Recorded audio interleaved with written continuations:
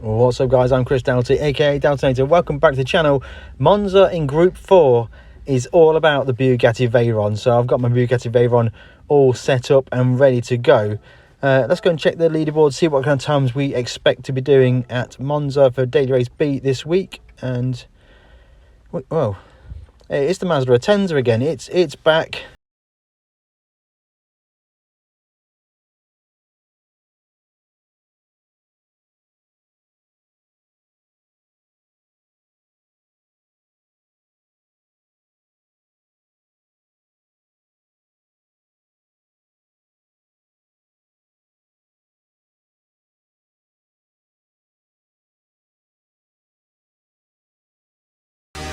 Feel alive.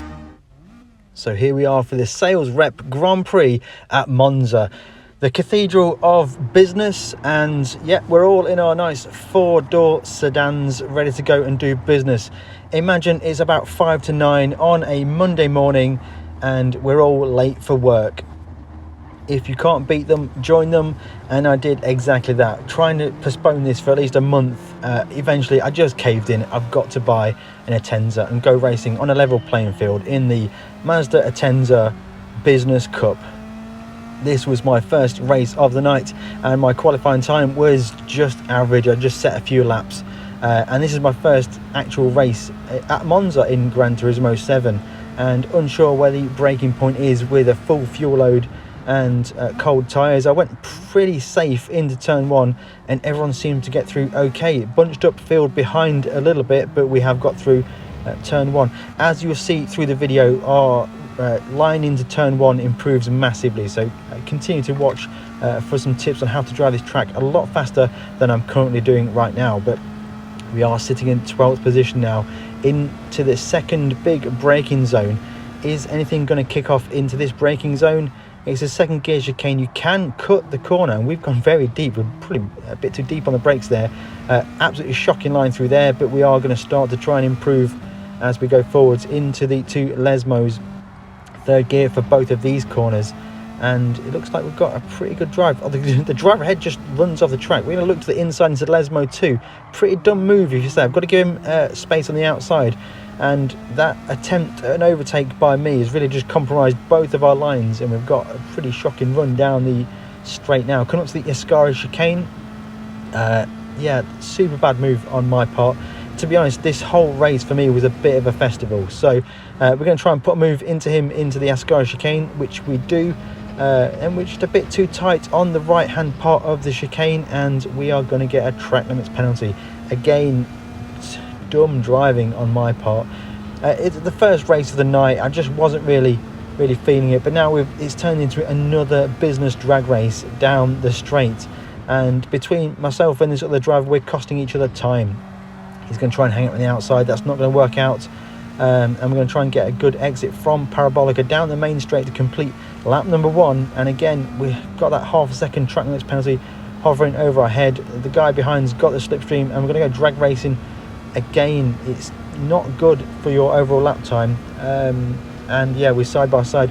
The braking point I like to use for reference into turn 1 is the transition from tarmac colour on the brakes now, and he's going to get actually fantastic move round the outside. Brilliant move there, got that move done. It's absolutely kicked off ahead.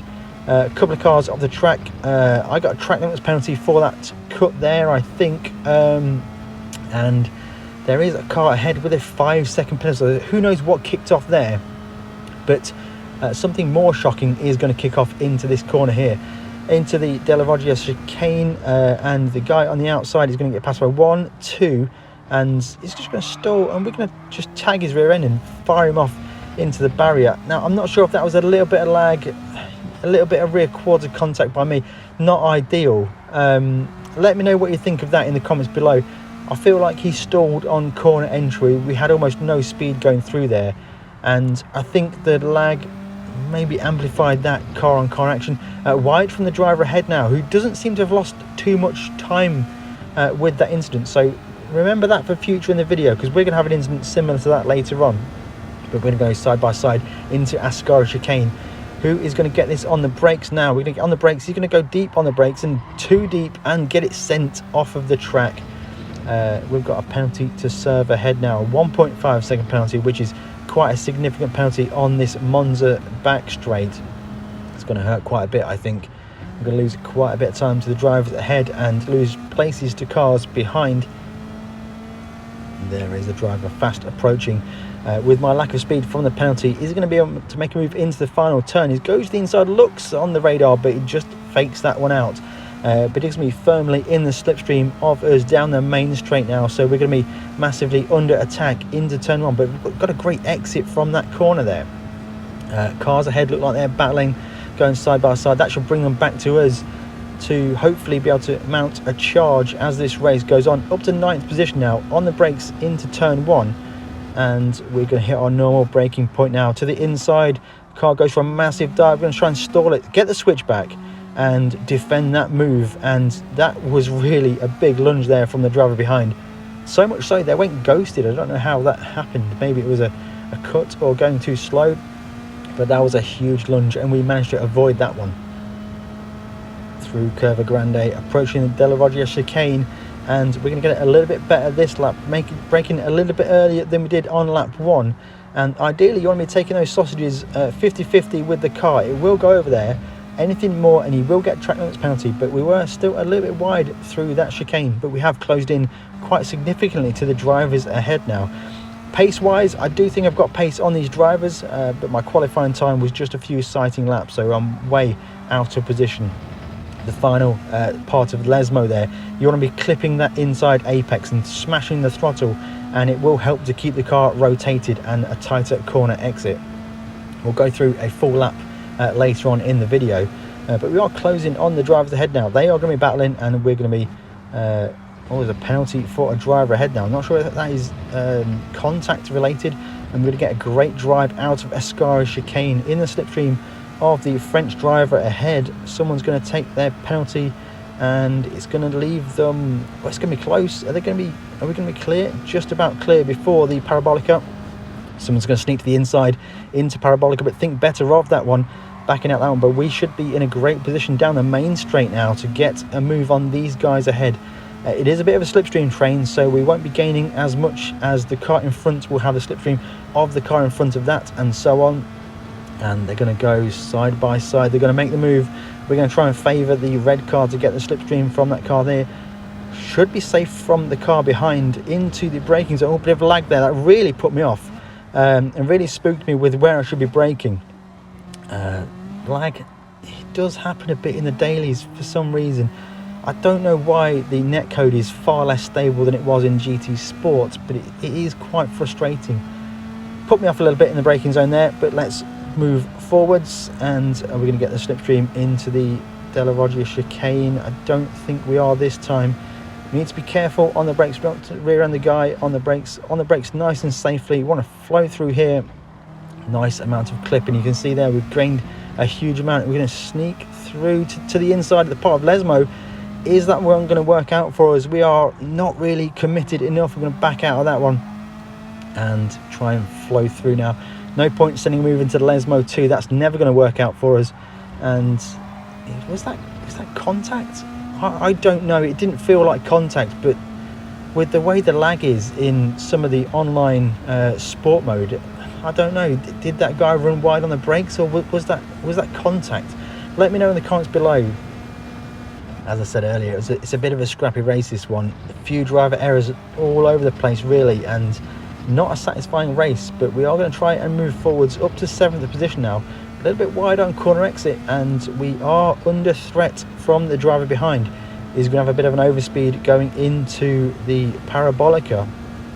How's this one going to play out? He is to the inside now, so we can't turn in, and we're going to try and do a switchback, get the car to the inside and get on the gas early. He runs to the outside of the track. It's going to cost him a significant amount of time, and we're going to get that switchback done quite nicely. Cross the line to finish lap number 4 and start the final lap of the race. The final lap of the race now. Who is going to be late for work? Let's find out as we go into the braking zone in turn 1. I think we are safe from attack into this braking zone now.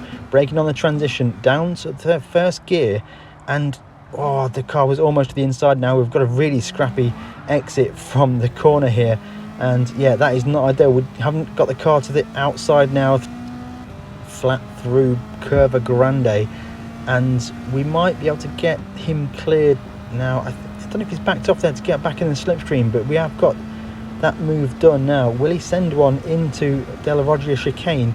He's going to show his nose down the inside but not send the move.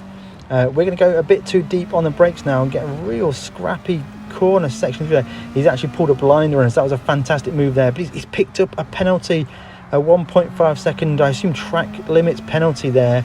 That's unfortunate. I know exactly how that feels, and you'll see that a little bit later on in the video.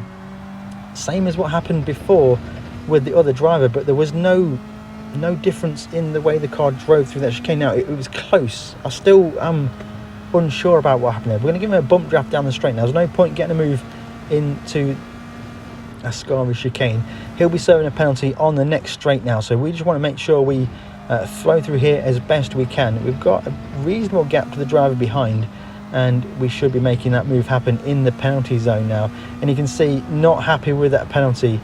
A little bit unfortunate, I've got to say. The track limits penalties at Monza, they can be very harsh. You need to cut the corners very finely to get the fast lap times, but the penalties can be so punishing. And we drove to the line and we brought it home in 7th place, so 5 position gained. I think that's pretty good business if you ask me, and we weren't happy with that, so we're going to go again. We set a much better qualifying time, and we're going to put us on pole for this next round of business. And all we need to do now is just set good lap times and we should be clear. Off the line, we have a 1 second gap to the driver behind, so it's already out of slipstream distance. We just need to put in the fast lap times. Braking into turn 1 for the first time, and I really don't have any idea where to brake on the first lap. The approach speed is so much different to the full race lap that I just about got it right, but I think I was probably too cautious there. And Paul GT has closed in quite significantly through Curva Grande now, looking to spot the braking points into Della Roggia chicane, and it's just on the path. If you look for the path, as you see that path on the right hand side, jam on the brakes right down to 2nd gear, and then just try and go 50-50 through the curbstones there. A little bit wide on the first corner there, and the Paul GT has closed in quite significantly. Lesmo 1 is in 3rd gear. Try and brush the apex there just to get the car to rotate more. Lesmo 2 is also in 3rd gear. Try and focus on corner exit, which we make a terrible job there. When we miss the apex, miss that clipping point, which does put you a little bit wider as you're going down the straight into Ascari chicane, and Paul GT is right on our gearbox now. Is he going to be close enough to throw a move into Ascari? Looking at the mini-map, he seems to have backed out of that one. I think he's going to try and maybe just work with us to get a break from the other drivers in the race now. It could be a 1v1 here if we get a good few laps early on, as we exit Ascari chicane quite nicely and pull a bit of a gap to Paul GT. Let me know how you're getting on this week with Monza. Have you been favouring Monza with the Group 4s or Red Bull Ring with the Group 3s? I've been trying to do a little bit of both, and for once in Group 3 it's not the RCZ that's dominating. The Subaru WRX seems to be the car of choice for that event. Finishing lap number 1, we're going to cross the line with a 1:58 as an opening lap, which isn't too bad. Skipping forwards now, lap number 2, braking into the chicane, and we are just going to fractionally graze that chicane, and it's going to be track limits penalty. 1 second track limits penalty for a couple of pixels to the wrong side of the track limits there, and we're just going to lose our head, run into the gravel, and pretty shocking stuff. The tyres are going to be dirty, which we do not consider, and we run wide again and just throw away that lead, and to be honest, throw away the complete race. Skipping forwards, that 1 second penalty is going to be a significant amount of penalty, and we are never going to make that one back, so we're going to bring it home in 3rd position. Not good enough, so let's go again. 2nd on the grid this time, Villa in pole. We know Villa from Gr4 Kart channel and lots of community races, so great respect for Villa. We've raced him so many times, and he's got a really good qualifying time for this week at Monza. So we're going to be looking to race forwards, get in the slipstream of Villa and try and put him under pressure. Braking point into turn 1 really be a little less conservative. and get a good braking into turn 1. Good exit. I like to turn in first gear for the first part, and then for the left-hander, upshift to second gear and exit in second gear. I think that's the best way to take the first chicane. The second chicane we're about to approach now. Brake at the path on the right hand side all the way down to second gear, and we're going to flow through there, trying to get 50-50 on the car over the sausage curb. Nice cut there, brilliant cut there, that was perfect line. Exiting, just shifting up to third gear as you exit into Lesmo 1, down to third gear, flowing through this corner nicely, clipping the apex there, helps to get the car to rotate, and then third gear for Lesmo 2. Clipping the apex here, get on the gas, really helps the car to rotate, and you can see we've got a fantastic drive out of Lesmo 2 into Ascari chicane now, looking again for the path on the right hand side. That will be your braking reference point. Then you'll be down through the gears to third gear for the first left-hander, and then as you go into the right-hander, you upshift to fourth gear and then leave it flat through the final part of Ascari, and you get a fantastic drive now. Villa has gone wide there on the exit of Ascari. Didn't look like he suffered too much with didn't suffer too much with oh dear, he's got himself a track limits penalty. I'm not sure that is particularly fair. Yes, he was outside the track, but I don't think any advantage was gained, and if anything, we are firmly in the slipstream now and we have the advantage gained. It looks like it's a 1v1 race again. We've got 4 seconds to third place, so with that penalty it's only a half-second penalty, so it will have an effect, but it may not be too significant. We're going to look to the inside now, but we're not really going to go for the move. Just show our nose, try and distract him, make him pay attention to the radar more than the track, and let's see what we can do. Great exit from the first chicane here, and we're going to have a great slipstream now. Now at this point I can't figure out if I want to pass Villa or whether I want to just help him serve the penalty and pass him at the penalty line now, but I think we've got a great run, and I'm going to look to the inside here, just show my nose, not really expecting to go for a pass, and we have almost got there. We're going to give him a lot of space there. We're going to go side by side through here, and he backed out that one. I was expecting to go side by side through that. I left racing room for the outside for him to go with, but I think we were both being far too cautious and showing a bit too much respect. As the race progressed, we did manage to keep that gap to Villa, and we're going to bring it home and get that win at Monza in the best business car of all time, the Mazda Atenza Group 3 car. Let me know if you enjoyed that in the comments below. What a car that Mazda is. I saw that advert earlier on in the video, and I'm so glad, so glad I bought one. Now here's another thing, guys. I only got 40,000 credits for that multiplayer win. Now I could go and do an offline single player race, which requires a lot less skill and a lot less commitment to just get millions. And yet I've just had a fantastic race. I've won what is a top split daily race, and I've got, well, practically nothing. Why would you want to play multiplayer? And this is why the economy is dead in Gran Turismo 7. I'd like to see it where you get 1 million credits for one race every day in multiplayer. That would encourage people to do at least one multiplayer race every day. It would boost the number of people playing multiplayer. It would add some variety to that daily grind to get credits. Multiplayer races, they are 100% different every single time you play them. Let me know your thoughts on that in the comments below. If you have enjoyed this video, hit that like button. Consider subscribing if you haven't already. We'll be making constant GT7 videos, whether it be tips, tricks, tuning, races, livery editor stuff. Get yourself subscribed, get on board, and we'll catch you in the next one.